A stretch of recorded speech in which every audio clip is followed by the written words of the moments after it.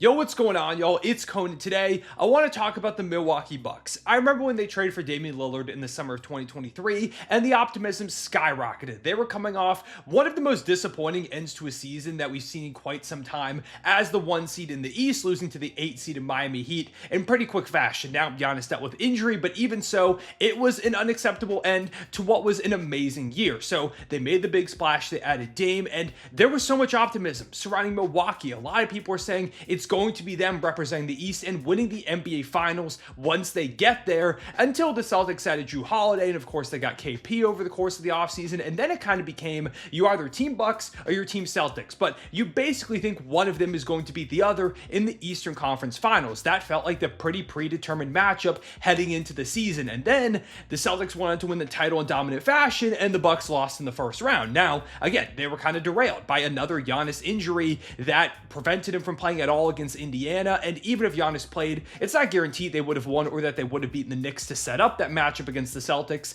but they were definitely robbed of at least the potential to make some type of run, and that came after a very chaotic year where Adrian Griffin got fired despite them playing well, and it was a pretty down year for Dame after one of the best seasons of his career the year prior, but ultimately they came into this season with, again, a little bit of renewed optimism. It wasn't anywhere near where it was when they first got Damian Lillard, but it felt like they made some good moves in the offseason, that Dame would have a bounce back, that he and Giannis could build some chemistry over the course of the summer, and now that they've played a full year together, maybe the pairing could click more. Doc Rivers has time to try and game plan. It just felt like this was going to be a more cohesive Bucks experience going into 2024-2025, and instead, they're worse. As I'm recording this, the Bucks are 40-31, 9 games above 500, on pace to win 46. They won 49 last year, and if they lose tonight, as I'm uploading this to the Denver Nuggets, they'll be the 6th seed, below the Detroit Pistons, and it feels like there's a good chance that's where they end up. At the very best, they're probably going to end up as the 5 seed, being the 3 last year. It's been disappointing. It's not been the put it together type of year that I was hoping we were going to see from the Milwaukee Bucks, and this comes also following the terrible news yesterday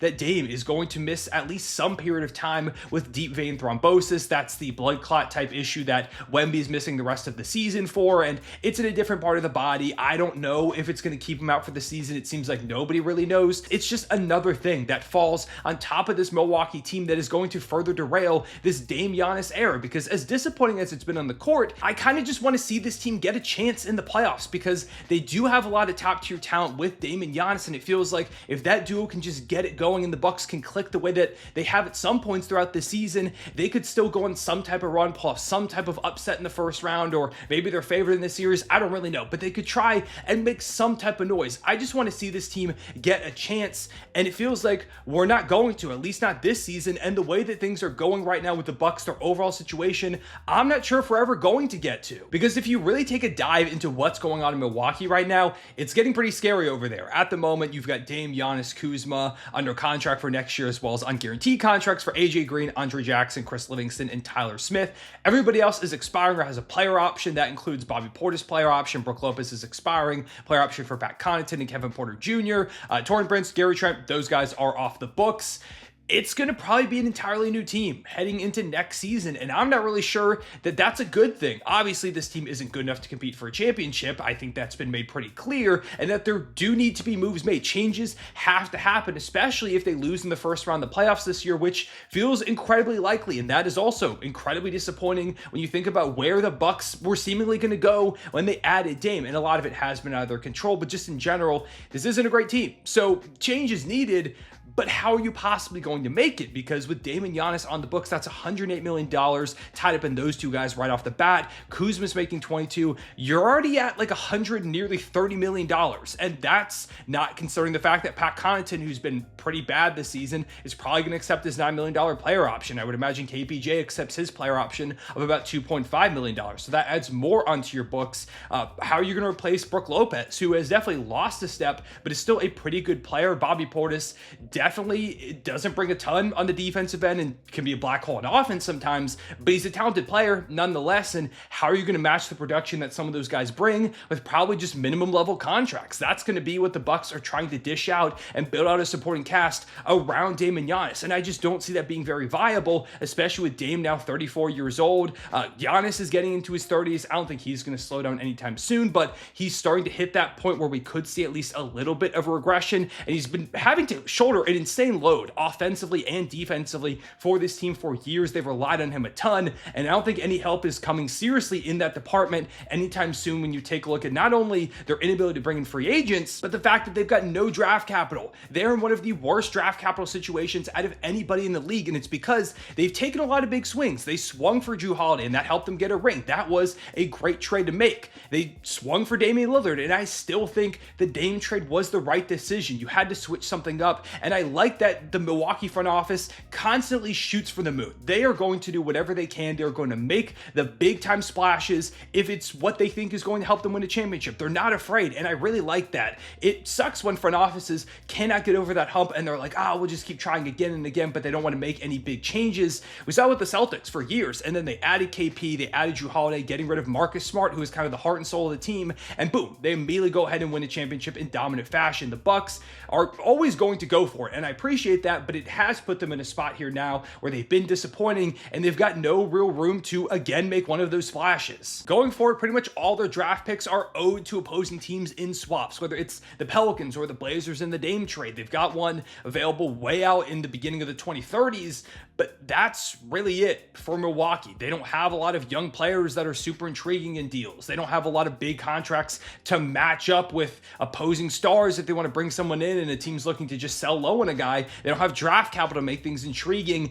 They really don't have anything to drastically improve this team, and they're in an Eastern Conference that is rapidly improving around them. The Cavs have become this juggernaut. The Celtics are getting a bit older with some of their guys, but they're not going anywhere in the next couple of years. The Knicks, they got vastly better, even though they've also been disappointing this year. I think there's a lot of room for them to grow. The Pacers are really putting it together over the second half of the season, and they feel like a prime candidate to make a consolidation trade of some point coming up soon to add another star. The Pistons have burst onto the scene, and they might pass the Bucks in the standings. The Magic have been really bad this season, but I like a lot of what their young core brings to the table, and I think if they make some tweaks, they could be back in a big way next year. I feel like the Hawks with Jalen Johnson popping off the way that he did, and the rise of Dyson Daniels and still having Trey, and Zachary Sachet has been really good as of late. The Hawks could become better and better. I don't know. I just feel like so many teams, if the Sixers are healthy next year, maybe they're a threat, are getting better in the East, while it feels like the Bucks are steadily taking a step back after a step back. And I wonder if at some point it just reaches a breaking point, specifically for Giannis, because every time there has been question marks around the Milwaukee Bucks, Giannis is not afraid to talk in the media and basically say, hey, I want to be a Buck for life, but if I can't win a title here, I'm going to go somewhere else. I think we could be in for another one of those quotes when we get to the summer. He's basically going to be like, hey, I'm putting the cards on the table. If we cannot add more talent, especially if they have a first-round exit this year, then I might consider asking for a trade. And I truly feel like a Giannis trade is very, very likely within the next few years. I don't want it to happen. I'm a fan of the Bucks. I like Giannis a lot. I'm a small market fan myself. I'm a Thunder fan because every time I talk about Giannis or a small market star getting traded, everybody immediately accuses me saying, oh, you're part of the media that wants the small market star to go to a big market. That is not me. I mean, again, I'm the fan of the Oklahoma City Thunder. Like, I'm not a fan of a Lakers or a Knicks or something like that. I want to see Giannis be a Buck for life, but I just think it's unrealistic. He's going into his mid-30s within the next few seasons. He's not going to want to spend that on a Bucks team that's trying to rebuild with pretty much no talent, especially because, Dame only has a couple more years on his deal, and then he could walk theoretically, depending on, what his contract situation looks like. Is there going to be a team out there willing to pay him $58 million in 2026, 2027, because that is his player option. If he takes that, then it's 3 years down the line in the summer of 2027. Giannis's contract matches up pretty well with a player option that summer too. So basically, they've got like this 2-year remaining window to make it work around those two guys, and they don't have a lot of avenues to make that happen, especially when you consider the fact that Dame and Giannis as a pairing in specific just hasn't looked as imposing as it felt like it would. I really thought that having a dynamic scoring guard like Dame and a unstoppable downhill force like Giannis, one of the best interior players we've ever seen, was just going to be game breaking. I thought you just run pick and roll after pick and roll with those two guys, surround them with decent players on the perimeter, and boom, you're going to have nonstop, unbeatable offense. And you just, the Bucks the past few years have had pretty good defenses. I felt like it was all going to click, and it just hasn't. If you take a look at the net rating with the two of them on the court, it's a 4.6, which isn't bad, but if you compare it to the net ratings of some of the other teams in the league star duos, like Shea and Jalen Williams, for example, that's that's a 12.6 net rating. That is vastly superior. Jason Tatum and Jaylen Brown, it's a 7.5. Tyrese Halliburton and Pascal Siakam, who they're competing with the Eastern Conference, they've got a 6.9 together. Those duos are all working better, and net rating doesn't only account for those two guys. Of course, it accounts for the supporting cast, but that's part of the problem too. Not only has Dame and Giannis been underwhelming as a duo, they've never quite clicked. It's always been kind of clunky. The supporting pieces just aren't enough, and one more time, there is really no realistic path to them improving this roster in any meaningful way. I think there is a strong possibility that they go into these playoffs, they lose in the first round, especially if Dame isn't available, which again, keeping my fingers crossed that he can be, but they lose to the Pacers or the Knicks or whoever they end up facing, depending on what seeding they land at. And we get into a very pivotal summer where they try to make things happen, but nothing really comes along. And the rumblings of Giannis going somewhere else really start to pick up. If we get to the 2026-2027 season and Giannis is still in the Bucks, honestly, I might be surprised. I wouldn't say surprised, but if I had to, give it a percentage chance, whether he's on the Bucks or on someone else heading into that season, I'd say I feel kind of 60-40 that Giannis is somewhere else versus in Milwaukee. And again, I don't want to see that, but that just feels like the way the cards are going to lie when you take a look at the situation they're in. This is the repercussions of taking these swings. They've given them chances to compete over and over again. They won a title in 2021. They got a ring with the Drew move. The Dame one just hasn't really worked out. I don't think it's been Dame or Giannis' fault. I just don't think they work very well as a duo, and I feel like the front office has made mistakes. I don't think Doc Rivers was the right coaching hire. Adrian Griffin clearly wasn't the right coaching hire at the beginning of things.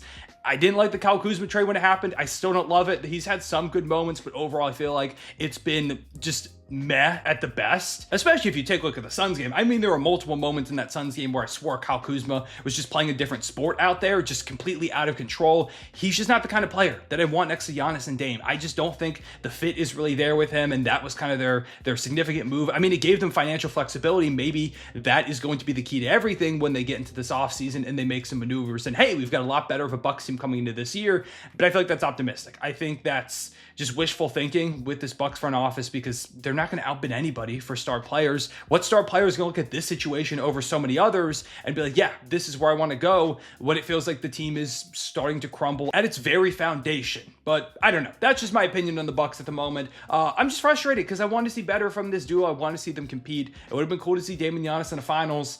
I don't think we're going to get the chance to see that. I don't even know if we're going to get the chance to see them play in a second round series or even a first round series at this rate.